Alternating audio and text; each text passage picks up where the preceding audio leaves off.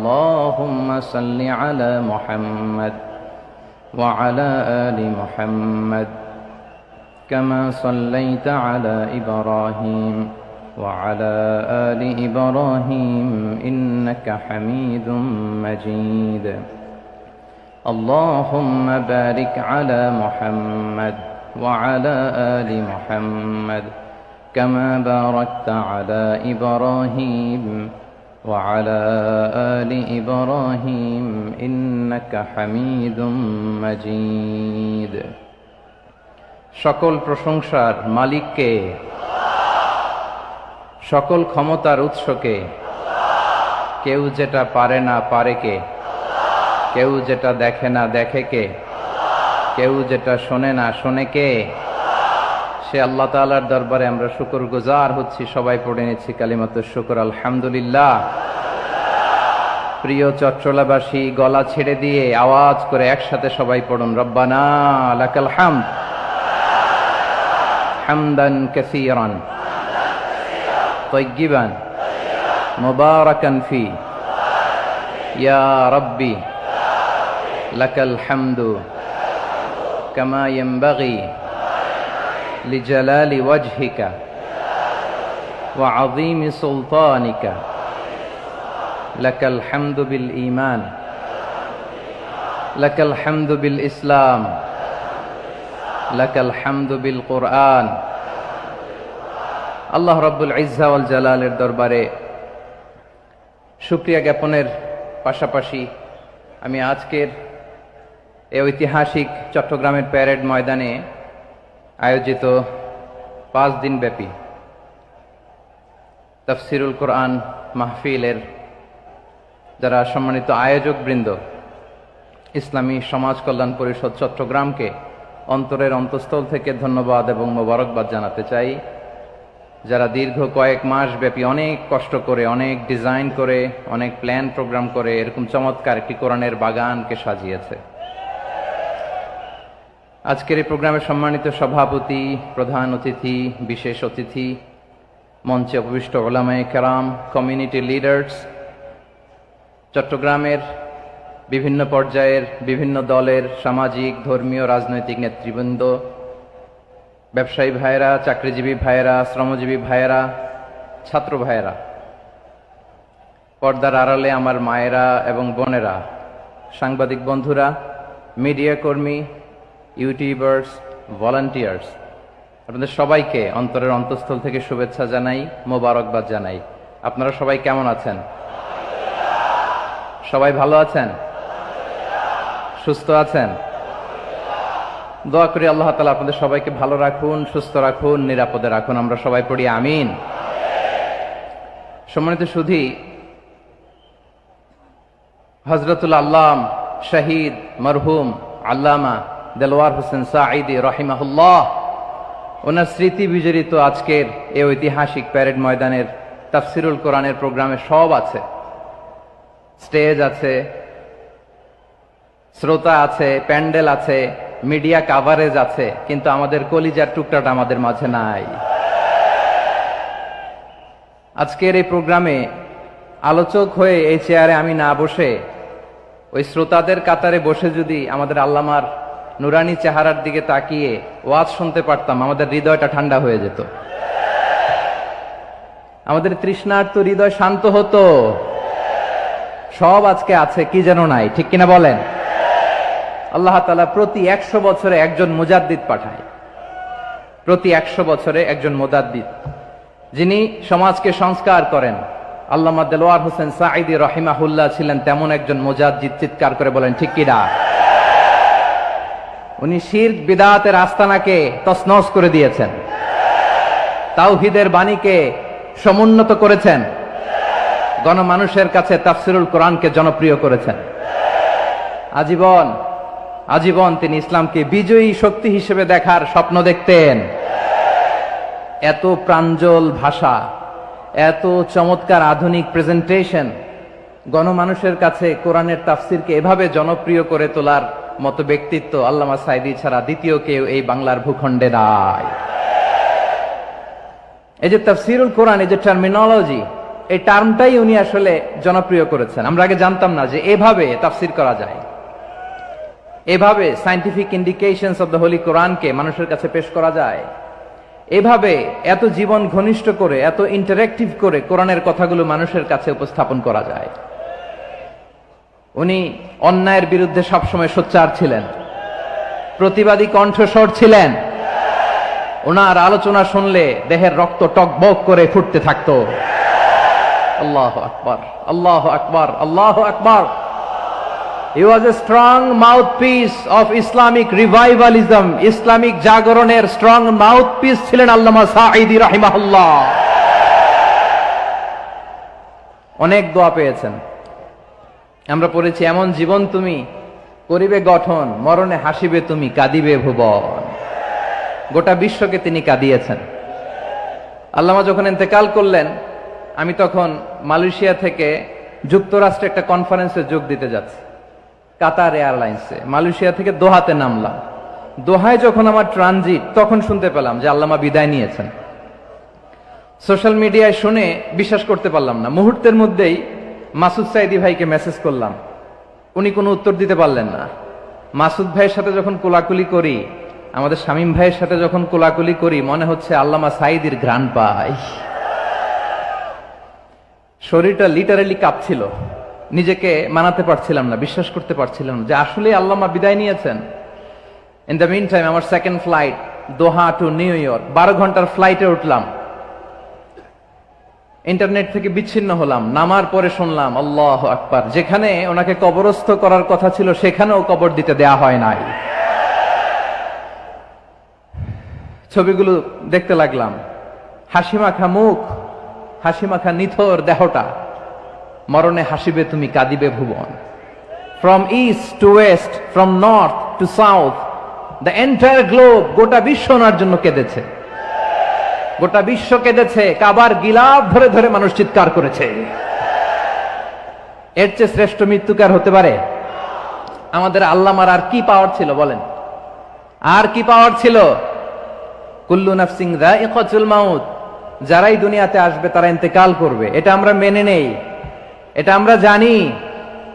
কিন্তু অবাক করা বিষয় হচ্ছে, আমরা আজও জানি না আমাদের আল্লামার মৃত্যু কি স্বাভাবিক হয়েছে নাকি এটা পরিকল্পিত মেডিকেল কিলিং ছিল। এটা যে পরিকল্পিত মেডিকেল কিলিং ছিল, এটা ধারণা করার পেছনে অনেক কারণ আছে। তিনি আধিপত্যবাদের বিরুদ্ধে সোচ্চার ছিলেন, ফ্যাসিবাদের বিরুদ্ধে সোচ্চার ছিলেন, রাজনৈতিক প্রতিহিংসার শিকার ছিলেন। এজন্য এটা মেডিকেল কিলিং হতে পারে, এ ধারণা আমরা করতেই পারি। আওয়াজ করে বলেন ঠিক কিনা? যে সময়টা আমরা কাটাচ্ছি, এত সুন্দর সময় বাংলাদেশ আর পাবে না। আমাদের জন্মের পর থেকে এরকম চমৎকার সময় আমরা পাই নাই। এটাই আসল সময়। আমরা ইন্টারিম গভর্নমেন্টের কাছে দাবি জানাই, উচ্চতর তদন্ত কমিটি করে এটা কি হত্যাকাণ্ড ছিল নাকি স্বাভাবিক মৃত্যু ছিল, এই রিপোর্ট গণমানুষের কাছে প্রচার করে জানাতে হবে। এই দাবির সাথে কি সবাই আপনারা একমত? কারা কারা একমত হাত তুলে দেখান।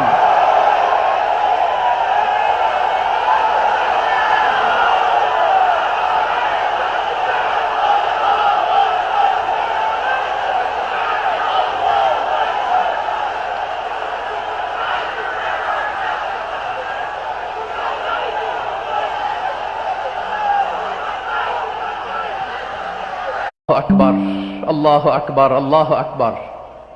গলায় কোনো সুর ছিল না, সুর দিয়ে কথা বলতেন না, কিন্তু এত চমৎকার শব্দের বুনন, এত চমৎকার প্রেজেন্টেশন, এত চমৎকার ভাবে ঐতিহাসিক বর্ণনাগুলো তিনি উপস্থাপন করতেন। মন্ত্রমুগ্ধ হয়ে আমরা আল্লামা লুৎফুর রহমানের কথা শুনেছি।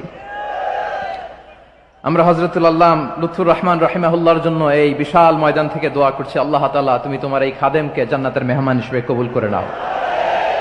আরো অনেক আল্লামারা এখানে কথা বলেছেন, বিশেষ করে বাইতুল শরফের মরহুম পীর সাহেব হুজুর থেকে শুরু করে আরো যারা যারা তারকাতুল্য ওলামায়ে কেরাম এই চট্টগ্রামের ময়দানে কথা বলেছেন, আলো ছড়িয়েছেন। আমরা এই লক্ষ লক্ষ তাওহীদি জনতাকে নিয়ে তাদের জন্য দোয়া করছি, আল্লাহ তাআলা ওনাদের জীবনের সকল ভুল ত্রুটি ক্ষমা করে দিয়ে তাদেরকে জান্নাতুল ফিরদাউসের মেহমান বানিয়ে নিক। আমরা এই ঐতিহাসিক প্যারেড ময়দানের প্রোগ্রাম থেকে স্মরণ করতে চাই 24-এর ছাত্র নাগরিক অভ্যুত্থানে আমার যে সমস্ত ছাত্র নাগরিক ভাইয়েরা দেহের তাজা রক্ত বিলি দিয়ে নতুন বাংলাদেশ আমাদেরকে উপহার দিয়েছে। বিশেষ করে আপনাদের এই চট্টগ্রামের শহীদ ফাইসাল, শহীদ ওয়াসিম সহ সকল শহীদকে আল্লাহ তাআলা কবুল করুক, আমরা সবাই পড়ি আমিন।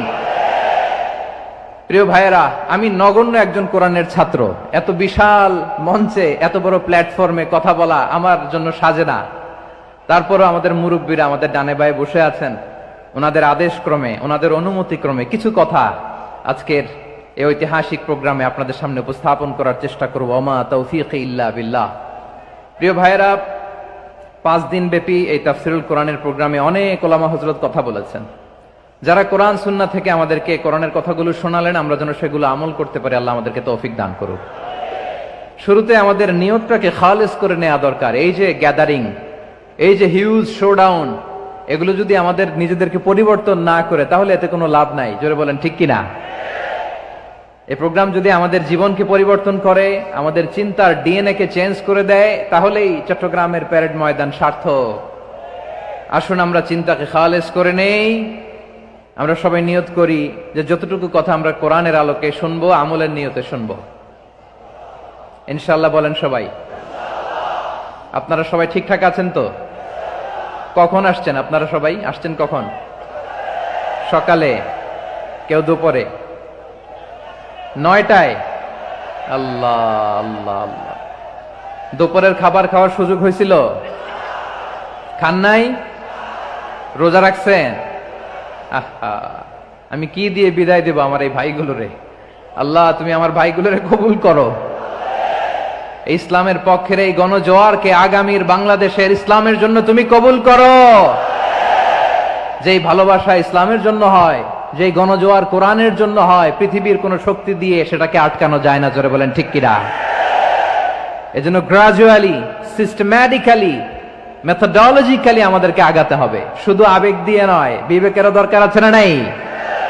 প্রিয় ভাইয়েরা, আসুন, আমাদের কথা অনেক বেশি, সময় অনেক কম, আমরা আর কাল বিলম্ব না করে মহাবিশ্বয় মহাগ্রন্থ আল কোরআন আল কারীম থেকে কিছু কথা শুনি। আমি যে টপিকটা নিয়ে আজকের ঐতিহাসিক চট্টগ্রামের প্যারেড ময়দানের তাফসিরুল কোরআন প্রোগ্রামে আলোচনা করব, সেটা হচ্ছে সূরাতু আন-নাহলের 90 নম্বর আয়াত নিয়ে কিছু কথা আমরা উপস্থাপন করবার চেষ্টা করব ইনশাআল্লাহ। আমার খুতবার শুরুতেই আপনারা মোটামুটি আন্দাজ করে ফেলেছেন যে আমি কি নিয়ে আলোচনা করব, কারণ যে আয়াতটি আমি তেলাওয়াত করেছি এই আয়াতটি প্রায়শই এই ভূখণ্ডে, এই বাংলাদেশে জুমার দিনে খতিব সাহেবরা দ্বিতীয় খুতবা শেষের দিকে পড়ে না? কি কমন পড়ছে? ইন্নাল্লাহা ইয়া'মুরু বিল আদলি ওয়াল ইহসান ওয়া ইতা'i যিল কুরবা ওয়া ইয়ানহা আনিল ফাহশাই ওয়াল মুনকারি ওয়াল বাগি ইয়া'iদুকুম লাআল্লাকুম তাযাক্কারুন। মুখস্থ আছে না সবার? আসুন আমরা এই আয়াতের সরল অর্থ, এর মর্মবাণী, এর সংক্ষিপ্ত তাফসীর সবাই মিলে আজকের এই প্রোগ্রাম থেকে উদ্ধার করার চেষ্টা করি। আপনারা মনোযোগী আছেন তো? ইনশাআল্লাহ। এই আয়াতটা অনেক কম্প্রিহেন্সিভ একটা আয়াত। সাইয়েদনা আব্দুল্লাহ ইবনে মাসউদ রাদিয়াল্লাহু তাআলা আনহু উনি বলেছেন, ইন্নাহা মিন আজমাই আয়াতিল কুরআন। এটা কোরআনের সবচেয়ে জামে মানে আয়াত। যদিও ছোট্ট আয়াত, অল্প কিছু কথামালা, কিন্তু তিনি বলতেন এটা কোরআনের সবচাইতে জামে মানে সবচেয়ে কম্প্রিহেন্সিভ একটা আয়াত, যেখানে কথা কম, শব্দ কম, কিন্তু এটার দোতনা, এটার আবেদন, এটার মিনিং অনেক বেশি। সুবহানাল্লাহ। এই আয়াতে আল্লাহ তাআলা বেসিকলি আমাদেরকে 3টা বিষয়ে আদেশ করেছেন আর 3টা বিষয়ে বারণ করেছেন, মানে নিষেধ করেছেন। আওয়াজ করে বলুন, আদেশ করেছেন কয়টা? প্রিয় চট্টলার ভাইয়েরা, আমার মতো এই যে 3 আঙ্গুল উঁচু করে বলেন, আদেশ করেছেন কয়টা? আবার নিষেধও কয়টা? মানবো তো আমরা ইনশাআল্লাহ? বলেন সবাই। 3 do's and 3 don'ts, do's and don'ts। 3টা আদেশ, 3টা নিষেধ। এই 3টা আদেশ আর 3টা নিষেধের ভেতরে আল্লাহ তাআলা গোটা ইসলামী শরিয়ার মূল নির্যাসকে ঢুকিয়ে দিয়েছেন। সুবহানাল্লাহ। এই ছোট্ট একটা আয়াতে গোটা ইসলামী শরিয়ার, the gist, the cream of the creams, গোটা ইসলামী শরিয়ার মূল নির্যাসকে আল্লাহ ঢুকিয়ে দিয়েছেন। 3টা আদেশ আর 3টা নিষেধ। আসুন আমরা সরাসরি কোরআন থেকে শুনি, সবাই পড়ুন। আউযু বিল্লাহি মিনাশ শাইতানির রাজীম। বিসমিল্লাহির রহমানির রহিম। ইন্নাল্লাহা ইয়া'মুরু বিল আদলি ওয়াল ইহসানি ওয়া ইতাই যিল কুরবা ওয়া ইয়ানহা আনিল ফাহশাই ওয়াল মুনকারি ওয়াল বাগি يعظكم لعلكم تذكرون।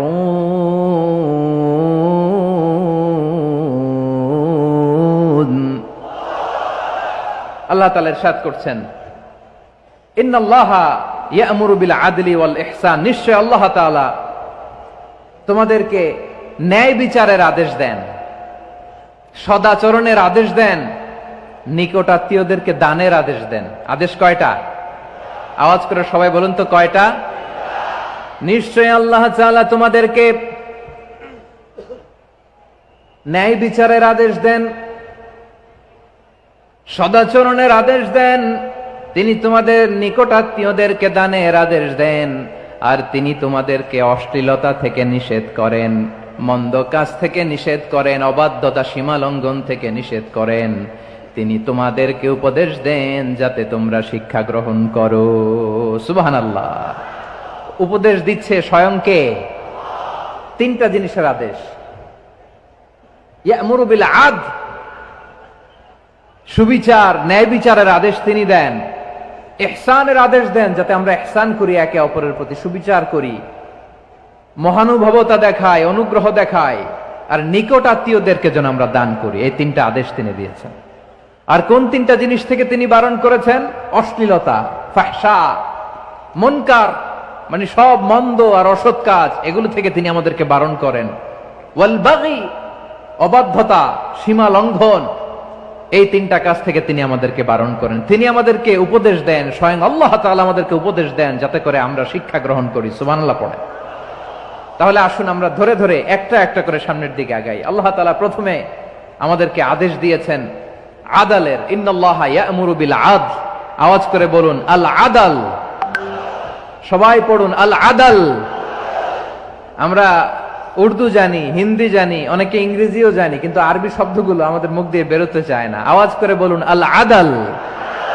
মাশাআল্লাহ। ইন্নাল্লাহা ইয়া'মুরু বিল আদল। আল্লাহ তাআলা আমাদেরকে আদলের আদেশ দেন। আদল অনেকে না বুঝলেও আদালত শব্দটা বুঝবেন। আদালত, আদালত, আদালত বুঝেন না? যেখানে বিচার কার্যের ফয়সালা করা হয়, কোর্ট কাচারি আদালত, এটা তো ভেরি কমন। এটা শুনছেন না সবাই? আদালত, যেখানে ন্যায় বিচার হবে, সুশাসন হবে। কিন্তু ভাগ্যের কি নির্মম পরিহাস, ওখান থেকে মিথ্যা সাক্ষী দিয়ে মনমতো রায় দিয়ে দেয়া হয়। এগুলোর পরিবর্তন হওয়ার দরকার আছে না নাই? প্রিয় ভাইয়েরা, আদালত, আল আদল, ইংরেজিতে বলে জাস্টিস, ন্যায় বিচার, সুবিচার, সুশাসন, জাস্টিস, আল আদাল, সব জায়গায় এই জাস্টিস থাকা দরকার। Justice should be prevailed in the society. The mission of all prophet was to uphold the justice. সব নবীর মিশন ছিল এই জাস্টিসকে, আদালকে, সুশাসন আর সুবিচারকে নিশ্চিত করা। পড়েন সুবহানাল্লাহ। And the core message of every divine scripture was to uphold justice. পৃথিবীর সব আসমানি কিতাবের মূল শিক্ষা ছিল এই জাস্টিসকে সমাজে এনশিওর করা, সুবিচার, সুশাসনকে এনশিওর করা। তাহলে প্রিয় ভাইয়েরা,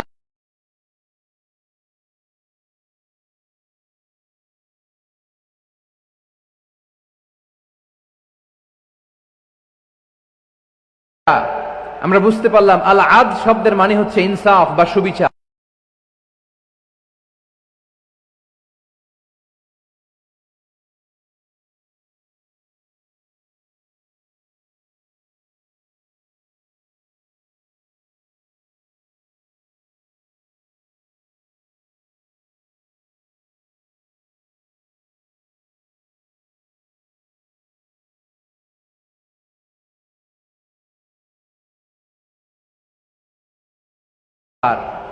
বা ন্যায় বিচার।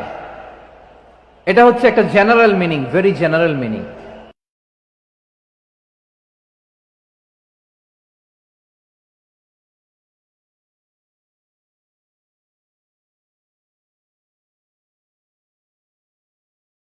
আপনি যদি ইন ডেপথ বুঝতে চান, আরো ভেতরে যান, তাহলে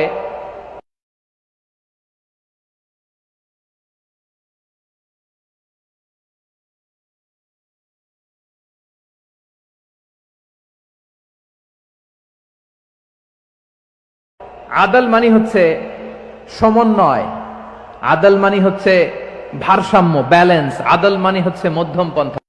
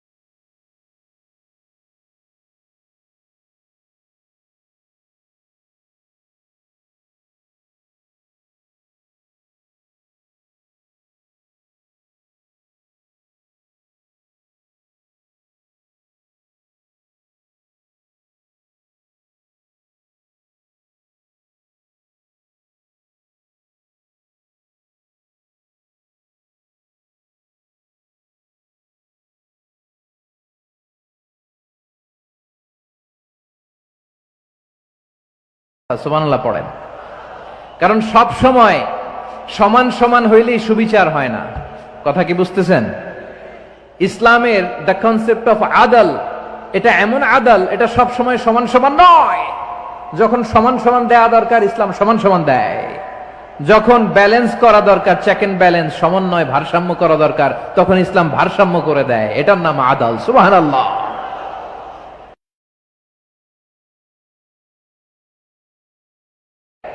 সুবিচার, সুশাসনের নির্দেশনা দেয়। যে সমাজে আদল থাকে না, সেই সমাজে জুলুম মানুষের ঘাড়ে চেপে বসে। আদলের বিপরীত হচ্ছে জুলুম। আদলের বিপরীত কি? জুলুম বা জাওর, অত্যাচার, অবিচার, বৈষম্য। এই যে বৈষম্য বিরোধী ছাত্র আন্দোলন কেমন পড়ছে? এই যে একজন সমন্বয় একটু দেখা করলো আমার সাথে। জুলুম মানে হচ্ছে বৈষম্য। বৈষম্যের স্থান ইসলামে নাই, অবিচারের স্থান ইসলামে নাই, জুলুমের স্থান ইসলামে নাই। আল্লাহ তাআলা বলেন যে আমি জুলুমকে নিজের জন্য হারাম করেছি এবং তোমাদের জন্য হারাম করেছি। বিশ্বনবী ফরমান, আল্লাহ তাআলা বলেন হাদিসে কুদসিতে, ইয়া ইবাদি ইন্নী হারামতুয যুলমা আলা নাফসি ওয়াজআলতুহু বাইনাকুম মুহাররামান ফালা তাযালামু। আমার গোলামেরা শোনো, নিশ্চয় আমি আল্লাহ তাআলা জুলুমকে আমি আমার উপরে হারাম করেছি, অনুরূপভাবে জুলুম করাকে তোমাদের উপরেও হারাম করেছি। ফলে ফালা তাযালামু, তোমরা একে অপরের সাথে জুলুম করো না। নির্দেশনাটা কার? খবরদার, জুলুমের সাথে আমাদের কোনো সম্পর্ক নাই। আল্লাহ তাআলা আদলের আদেশ দিয়েছেন, আদালতের আদেশ দিয়েছেন, সুশাসনের, ন্যায় বিচারের আদেশ দিয়েছেন। ইন্নাল্লাহা ইয়ামুরু বিল আদল, আমাদেরকে আদল প্রতিষ্ঠা করতে হবে। জুলুমের সাথে ইসলামের কোনো সম্পর্ক নাই। আল্লাহ তাআলা জালিমদের জন্য কঠিন শাস্তি প্রস্তুত করে রেখেছেন। যারা এই আদলকে ভুলুণ্ঠিত করে জুলুমের রাস্তায় হাঁটতে চায়, তাদের প্রাপ্য কিয়ামতের ময়দানে বুঝিয়ে দিবে কে? আল্লাহ তাআলা তাদের প্রাপ্যকে বুঝিয়ে দিবেন। এজন্য বিশ্বনবী বলে, খবরদার, তোমরা ইনসাফ করবে, আদল করবে, জুলুম করবে না। আর যুলমু যুলুমাতুন ইয়াউমাল কিয়ামা, জুলুম কিয়ামতের দিন অন্ধকার হয়ে জালিমের ঘাড়ে চেপে বসবে। আবার বিশ্বনবী বলতেন ইত্তাকি দাওয়াতাল মাজলুম, খবরদার তোমরা মজলুমের কান্নাকে ভয় করো, ফাইন্নাহু লাইসা বাইনাহু ওয়া বাইনাল্লাহি হিজাব, কেননা মজলুমের কান্নার মাঝে আর আল্লাহর আরশের মাঝে কোনো পর্দা থাকে না। বিশ্বাস হয়? এই কথা বিশ্বাস হয়? এর জলজ্যান্ত প্রমাণ তো আমরা নিজেরাই দেখলাম। হ্যাঁ, মজলুমের কান্না ফুলে ফেপে মহিরুহ হয়ে পাহাড়ের মতো হয়ে বিস্ফোরিত হয়ে জালিমের মসনদকে ছারখার করে দিয়েছে। এর প্রমাণ তো আমরা নিজেরাই তো দেখলাম। জালিমের পরিণতি কি হয় আমরা জীবদ্দশাই তো দেখলাম।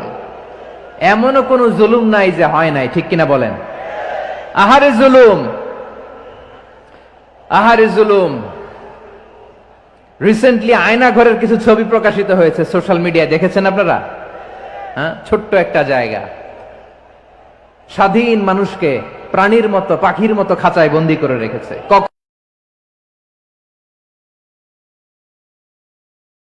কখন দিন কখন রাত কিচ্ছু জানে না, কখন দিন কখন রাত কিছু জানে না, বছরের পর বছর কেটে গিয়েছে। এক্সট্রা জুডিশিয়াল কিলিং এর কোনো হিসাব নাই, বিচার বহির্ভূত হত্যা, এনফোর্স ডিসঅ্যাপিয়ারেন্স, গুম, যেটা সবচাইতে বড় মানবতা বিরোধী অপরাধ। কত মানুষ যে গুম হয়েছে তার কোনো ইয়ত্তা নাই। যেই ফ্যামিলির সদস্য গুম হয়েছে তারা কি ওই লোকটার জন্য মাগফিরাতের দোয়া করবে নাকি সুস্বাস্থ্যের দোয়া করবে তারা নিজেরাও জানতো না, কারণ জানে না ও বেঁচে আছে না মরে গেছে। আহা, বিডিআর নওজওয়ানদের যারা ছাড়া পেল দেখলাম, বিনা অপরাধে কোনো অন্যায় ছাড়া অপরাধ ছাড়া তাদের জীবন থেকে, তাদের তারুণ্যের, তাদের যৌবনের 15 বছর 16 বছর 17 বছর নাই, 6 মাস বয়সের ছোট বাচ্চাকে রেখে জেলে গেছে। 6 মাসের মেয়ে বেরোয় দেখে মেয়ের বয়স 17 বছর। মেয়ে বাবারে চিনে না, বাবা মেয়েরে চিনে না। মেয়েকে এখন বিয়ে দিয়ে আরেক ছেলের হাতে তুলে দিবে। মেয়ের শৈশব বাবা দেখে নাই, মেয়ের কৈশোর বাবা দেখে নাই, মেয়ের তারুণ্য দেখে নাই। আরেক যুবককে দেখলাম 14 বছরের 14 দিনের সংসার, 2 সপ্তাহের সংসার শেষে জেলে গেছে। কত যুবকের যে স্ত্রী চলে গিয়েছে ফ্যামিলি ছেড়ে, কারণ জানে না তো কবে আসবে কি হবে, কেউ জানতো না। দাম্পত্য জীবনের মাত্র 14 দিনের স্মৃতি, এই স্মৃতিকে আঁকড়ে ধরে এক বোন 16টা বছর 17টা বছর কাটিয়ে দিয়েছে। আমি নিউজটা দেখে ভাবলাম আমার এই বোনের প্রতিটি দিন কিভাবে কেটেছে, প্রতিটি রাত কিভাবে কেটেছে, প্রতিটি ক্ষণ কিভাবে কেটেছে। বিশ্বনবী বলেছেন ইত্তাকি দাওয়াতাল মাজলুম ফাইন্না লাইসা বাইনাহু ওয়া বাইনাল্লাহি হিজাব, মাজলুমের কান্নাকে ভয় করো, কারণ মাজলুমের কান্না আর আল্লাহর মাঝে কোনো পর্দা থাকে না। আমরা আর এরকম কোন জুলুম বাংলাদেশে দেখতে চাই না, জোরে বলেন ঠিক কিনা? আর কেউ নতুন করে জালিম হোক আপনারা চান? আবার নতুন করে কেউ ফ্যাসিস্ট হোক আপনারা চান? এক দল আরেক দলকে নিশ্চিহ্ন করার রাজনীতিতে মেতে উঠুক এটা আপনারা চান? আমরা বাংলাদেশকে আদল দিয়ে সাজাতে চাই। আমরা এই 56,000 বর্গ মাইলের প্রতিটা ইঞ্চি মাটিকে কোরআনের আইন দিয়ে সাজাতে চাই। রাজি আছেন আপনারা? কারা কারা রাজি দেখান হাত তুলে আল্লাহকে।